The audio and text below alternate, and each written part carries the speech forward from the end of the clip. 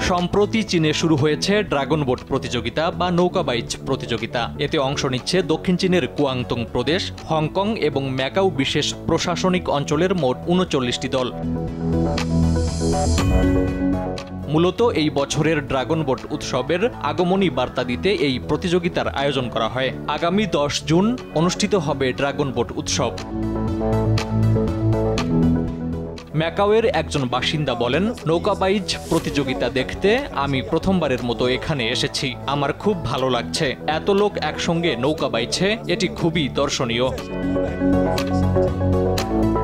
এদিকে স্থানীয় কর্তৃপক্ষ দর্শকদের জন্য প্রতিযোগিতার স্থানের কাছেই একটি ড্রাগন বোট লোকজ সংস্কৃতি প্রদর্শনীর আয়োজন করেছে। এই প্রদর্শনীতে ড্রাগন বোট সংস্কৃতি সম্পর্কিত শত শত মূল্যবান সংগ্রহ প্রদর্শিত হচ্ছে। এর মাধ্যমে দর্শনার্থীরা ড্রাগন বোটের দীর্ঘ ইতিহাস সম্পর্কে জানতে পারছেন।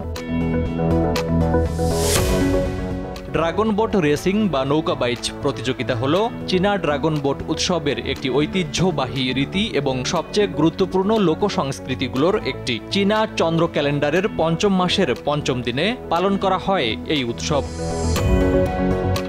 ফারুক হোসেন, RTV।